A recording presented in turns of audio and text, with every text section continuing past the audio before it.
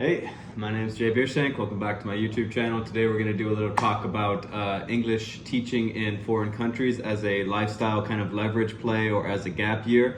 I did this in Thailand a couple years ago and I thought it was a really wonderful thing to do, and I want to break down kind of the prices, the income, and what you can expect. A realistic overview, okay? So I worked in Thailand. This is a really easy place to get an English teaching job. I worked in a private school in the Nan province, and I made 40 to 45,000 baht a month. There was extra classes I could do after school that got me up to 45, but usually it was around 40. And this would average out to be about between 12 to 1,500 bucks a month, which was phenomenal in terms of local wages. My rent was $100 and I did whatever I wanted, and I usually had about 1,000 to 800 to 900 bucks left over every month. So obviously not saving incredible amounts in terms of Western standards, but in terms of my income to my savings on a monthly basis, they were phenomenal, okay? It was incredibly easy for me to get this job, okay? I didn't need to have any certifications. I'll talk about that in a later video. Technically I did, but I didn't have any and I still got the job, and this is very, very, very common in Southeast Asia particularly, okay? So you can teach in Thailand, Cambodia, and Vietnam, and Malaysia really easily, like really easily. You don't need to have a college degree, you don't need to have a TEFL or anything like that. And if you don't have it and they require it, you can get a fake one. That's what I was kind of hush-hush about. But you can get a fake one and they work totally fine. And sometimes the school will even provide you with a fake one because they get more money from the government for having a certified foreign teacher. So those countries, really easy to get in the door and really easy to get into the lifestyle. And I think it's amazing lifestyle. I loved my teaching job. Like I said, I worked at the private school in Nan, made great money. I lived in the country, had a really local lifestyle. The only foreigners were a couple teachers. We were in the mountains, we were in the hills. I was riding my bike every day. I was 21. I had the best time of my life, okay? I loved it. And this is a career path I would go back to in a couple years after I have all my finances set and my life's in order, all my ducks in a row.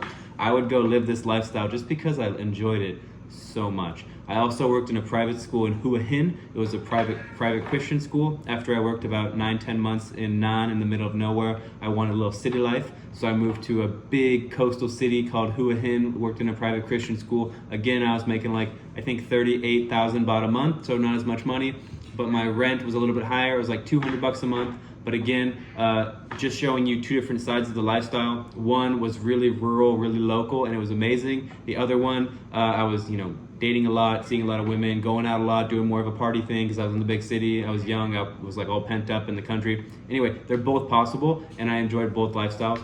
I enjoyed the local one more. It felt much more wholesome, but just showing you that you can get these jobs all over the country in different kinds of environments and have different kinds of experiences, okay?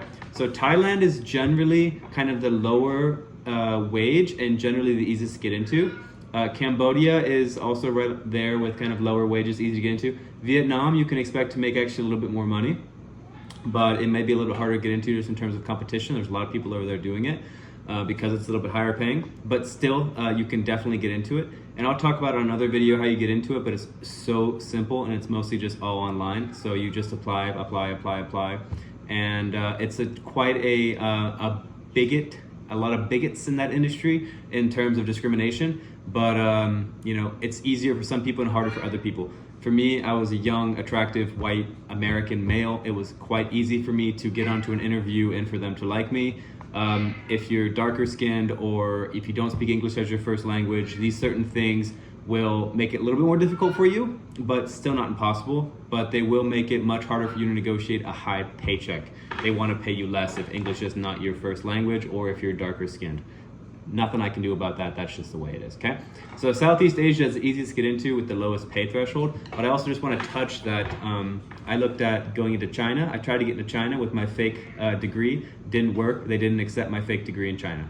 Okay, there are many schools in China that don't require degrees, like language centers and stuff, and the pay is much higher in China. And in China, they will routinely offer free accommodation, so you can make a lot more money teaching in China. But I've heard from a lot of people the lifestyle is not nearly as good. But if you happen to want to teach and you don't want the lower wages and you want to live somewhere kind of more, I don't know, modern, you can go to China. You can also go to Korea, okay? In Korea, the wages are much higher than Thailand, not as high as China. But there you will also run into, needing to kind of jump through the hoops a little bit more. It's not going to be so willy-nilly with your fake degree, fake TEFL, go get a job. And also in the UAE, you can make up to like $5,000 a month doing that, and you can have accommodation included and stuff. So there are some higher paying options. But what I've done was working in Thailand, and I met tons of people that worked around Southeast Asia, and I know how to get the jobs in Southeast Asia. And I can say that those are great opportunities. Whether you're someone that just wants a little bit of like a gap year and a break to go try something new, or whether you're someone that wants to be able to leverage income to expenses kind of lifestyle, because a lot of places that's really hard, and especially if you don't have a high paying job, if you live in the West or if you live in Europe or wherever you might live, it can be really difficult to have your life expenses be, literally like 10 to 15% of your income. So, I think it's really valuable for a young person, if they've never experienced that, or an old person, or anybody that wants to have the lifestyle, to be able to experience that and then see that you can leverage currencies and location for strategies to build wealth. For example, if you're making, let's say, $1,200 a month, your living expenses come down to around $300. Now you're making $900 left over every month. Let's say you work 2 months, okay? Now you have $1,800 left over. Now you put $1,800 into a trading account and you learned how to trade. Let's say you go broke on the first one. 2 months later, you put $1,800 back in, and now you're a profitable trader, right? I'm not saying you're going to be profitable every time, but I'm just saying that there are so many ways in which we can leverage capital, right? And I think that's a really interesting thing, and that's why I want to talk about this opportunity, because I've talked about commercial fishing and I've also talked about mining in Australia. The thing about this opportunity is it's available to everybody, no matter where you are in the world, no matter who you are, no matter your visa, no matter what you've done, no matter what your resume looks like. You can get a visa and you can work in Southeast Asia as a teacher.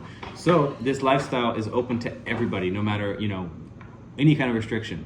And what I'm all about is leveraging pay with lifestyle, to be able to set yourself up, so lifestyle design, intentional lifestyle design, that's really what I'm trying to push. So I think this is a really good one, because not only do you get to then make money that can be leveraged, you also, out of all those other things I've talked about, mining and fishing, you get a really great lifestyle without having to really, design it. You just work into it. I loved my life there. I loved it. I had great time. I had friends. I had awesome time. So if you never thought about it before, then maybe think about going and trying out, a year in Asia teaching. Why not? It's a great thing to do. You can definitely save money if you're frugal, and if you don't care about saving money, you'll just have a great time and get to experience a whole new side of life you never even knew was possible. So that's this video. I'll catch you on the next one. I'll break down other things like whatever, more nitty-gritty details about it. But this is just a little overview to now segueing from mining and commercial fishing into English as a job in Southeast Asia or Asia. So thanks for watching. I hope you learned something, and I'll catch you in the next one. Thank you. Don't forget to like, subscribe.